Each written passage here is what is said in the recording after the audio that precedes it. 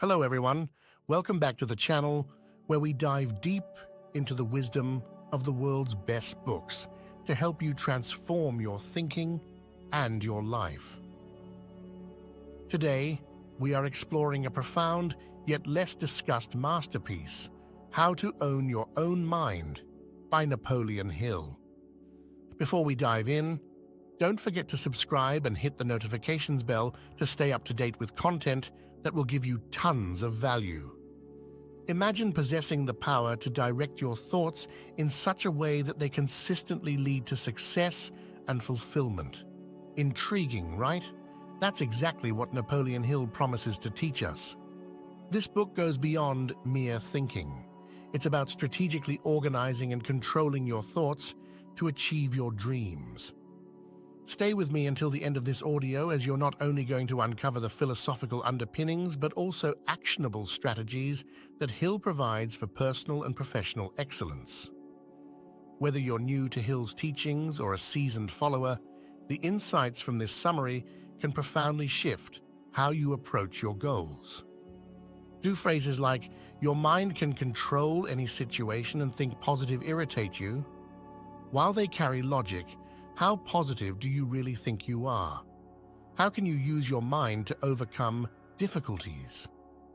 If you're honest with yourself, you'll recognize that sometimes your mind can be your biggest adversary. You try to achieve your desires, but often you fail. Many aspire to live with a better mindset, yet it remains elusive, leading to a cycle of fear and failure. But don't worry, this summary will guide you through a mind transformation. You'll learn the critical importance of thoughtful action, how to train your mind to seize opportunities, and most importantly, discover your true purpose and the path to achieve it. So, are you ready to take control of your mind? Creative vision. Creative vision is not something people often talk about in their daily conversations. Some might think that this term fits more into the fields of art and literature, but for the philanthropist and industrialist Andrew Carnegie, creative vision is something everyone should master. According to Andy, creative vision means the ability to recognize opportunities and take action on them. An important element of creative vision is imagination. Andrew further explains that imagination comes in two forms: synthetic and creative. Synthetic imagination involves combining ideas and principles to form an original idea. However, in today's time, nothing is completely authentic. Almost everyone has some idea, so synthetic imagination means rearranging old ideas to create something new. A prime example of someone who used synthetic imagination is Thomas Edison. He used two existing principles to invent the incandescent electric lamp, commonly known as the bulb.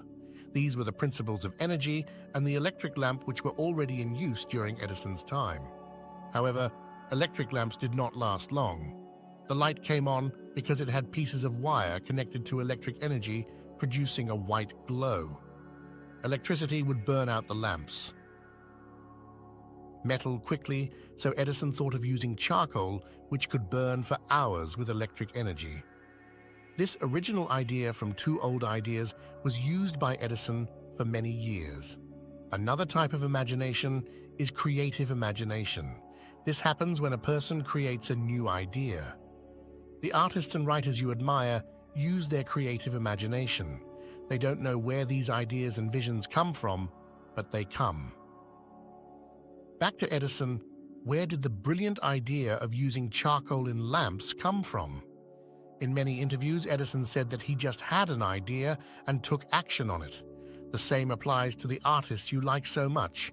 Often they don't know where their lyrics, tunes, or plots come from. That's the specialty of creative imagination. Creative vision requires your imagination. In other words, you should start developing your synthetic and creative imagination for what you need. While developing your imagination, you need to remember a few things. First is the definiteness of purpose principle, which means being clear about your purpose. The thought of financial benefit can stimulate imagination. As trivial as it may sound, money makes life somewhat easier and brings its own popularity. Second is the mastermind principle. This occurs when a group sits at a table to find ways to improve a product or come up with a good business idea. It's a good way to use imagination because everyone has the same purpose in mind. Third is the going the extra mile principle. Suppose a woman does what she loves, like Anna, who loves animal rescue. She loves animals so much that she wants to find more ways to spend time with them. Anna's passion for animals stimulates her synthetic and creative imagination. Fourth is the applied faith principle. Whatever you believe in, your faith can be a great source of imagination. History is full of famous people who achieved what they wanted because of their faith. Fifth is the organized individual endeavor principle. This is a direct approach to stimulate imagination for creating something, an example being Thomas Edison's invention of the incandescent electric lamp. Organized thought. Have you ever thought about your thoughts? Have you noticed how you think? Like most people, you probably haven't. If you want to achieve what you desire, it is essential to know how you think, so you need to organize your thoughts. This can be done in two ways, through inductive or deductive reasoning. Inductive reasoning is when your thoughts are based on accepting unknown facts. For example, when the sky is overcast and it looks dark, you take an umbrella when you go out. This is inductive reasoning. Inductive reasoning means your thoughts are based on known facts. It is often difficult to differentiate between fact and opinion. Here are some things the author of this book, Napoleon, wants people to know about opinions. Opinions can only be trusted when they are based on facts. Question everything. Keep gathering more information until you are convinced that something is based on fact. Organized thinking takes time, and most importantly, controlled habits.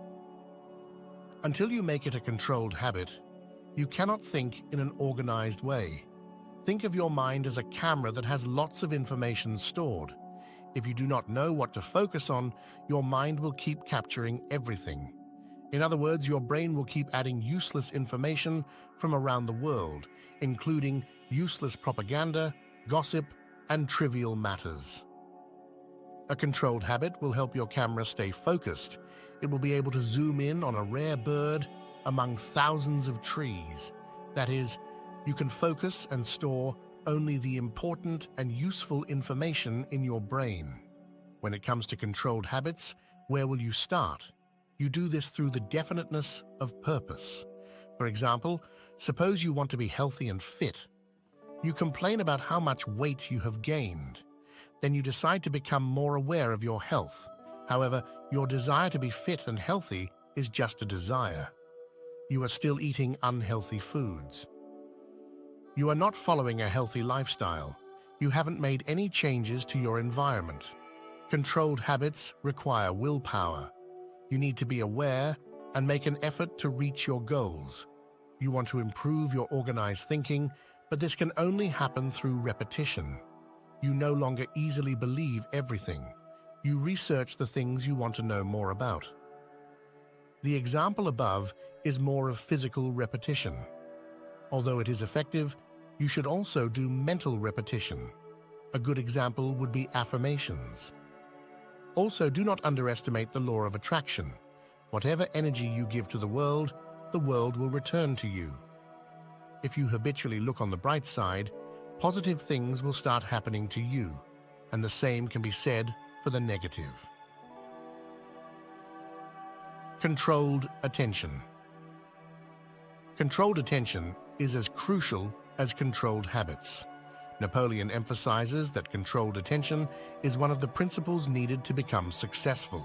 Controlled attention is very powerful, often referred to by Napoleon as mental dynamite. Through controlled attention, you can eliminate all your doubts about yourself. But how can we achieve controlled attention? For this, you need 5 factors: definiteness of purpose, self-discipline, controlled attention, auto-suggestion, and the power of will. Let's take the example of a man who needs money to define these factors. Harold desperately needs money to pay his rent at the end of the month. Of course, like most people, Harold could just stress about the money without doing anything. However, Harold could also use these 5 factors to make some money. Showing a definiteness of purpose, Harold decides he will gather the money to pay his rent. This intent keeps him alert about where he should spend his time and energy rather than scrolling on his phone for hours. Next is bringing in self-discipline by controlling his emotions. Harold does not fear that he will fail to arrange the money.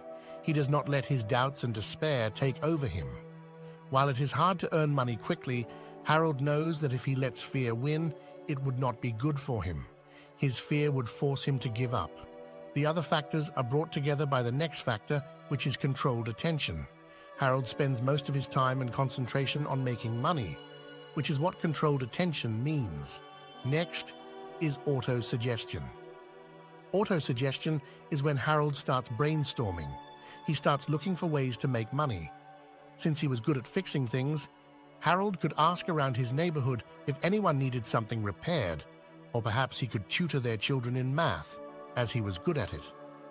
Autosuggestion is a way for the mind to tell you that you can approach a situation in 1,000 ways. The final factor is willpower. No matter how bad the situation seems, there must be some way out of the problem. Your firm intent and persistence are driven by your willpower. Harold talked to the first 5 neighbors who might refuse his service, but perhaps another neighbor might say yes, and keeping this in mind, Harold did not stop trying. These 5 principles will help Harold make money, and are the same principles that successful people in history have followed. Take the example of Thomas Edison here. Edison credits his achievements to the principles he diligently followed. When asked to name the most essential thing in the field of invention, Edison made a list. He emphasized defining what a person wants to achieve, meaning one should be sure about their purpose. Then, Edison well explained what controlled attention and autosuggestion mean. Edison said that a person should fixate on the purpose they want to achieve. They should be so involved in the work that they don't even know what impossible means. A person has controlled attention because they stay focused on what they need. They spend time and effort mastering their craft and seek help from like-minded people. They never waste their time on things that do not help them succeed, nor do their failures, obstacles, or self-doubts stop them. This is very much like the principle of willpower. Autosuggestion also manifests in a way that if a person believes, they will achieve their purpose. Edison also pointed out a common problem among most people. Most people give up before they even start. You set limitations on yourself that prevent you from even trying. You hadn't actually started, but your mental attitude had already failed you. Alexander Graham Bell, who invented the modern telephone, also understood the importance of firm intentions and continual persistence. Alexander did not invent the telephone on his first try. He proudly says that he does not even remember how many times he failed. Was this discouraging for him? Yes. Did it stop him from trying again and again? Absolutely not. He kept trying until he successfully transmitted sound through a wire. Andrew Carnegie's analysis of controlled attention. When it comes to controlled attention, Andrew Carnegie highly praised it. Anyone can easily apply it in any area of their life and be successful in that area. Andrew views controlled attention as combining all the capabilities of the mind for one purpose. In his own case, when Andrew had to make and sell steel, he used every area of his mind. Andrew's secret to success was focusing all his attention on steel. In other words, by having a specialization, you can increase your chances of achieving what you want. But what about industries that thrive on diversity, such as retail merchandising, where there are departments for sports equipment and clothing? Here, Andrew says that controlled attention can also thrive in diversity. Retail merchandising still requires specialization. For example, their clothing department has a manager who is an expert in deciding what types of blouses and shirts should be sold. Their sports department also has an expert who advises on which sports equipment and machines will sell quickly. Thus, controlled attention can also be successful in diversity, even in corporate jobs.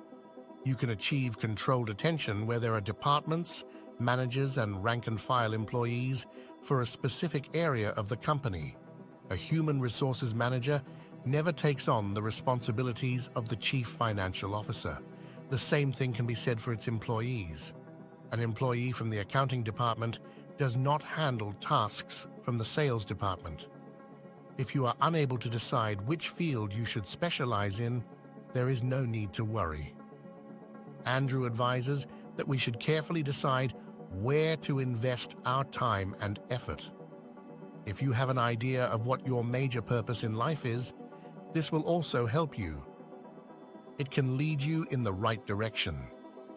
Andrew does not think that not having a specialization is a waste. This time can be used to improve soft skills, such as communicating effectively, working in a team, and becoming self-disciplined. Changing your specialization is also not wrong if you need to do so. Yes, you spent many years doing well and staying focused in a specific area, but your passion and desires can change. Yes, starting anew in a new career might feel like you have wasted your time up until now. But a greater waste of time would be if you do not do what you have always wanted to do. Conclusion. First, you learned about creative vision. Creative vision is defined as the ability to recognize opportunities and take action on them. You cannot have creative vision without using your imagination. Imagination comes in two types: synthetic and creative. Synthetic imagination creates an original idea by combining old ideas and principles, while creative imagination occurs when someone comes up with a completely new idea.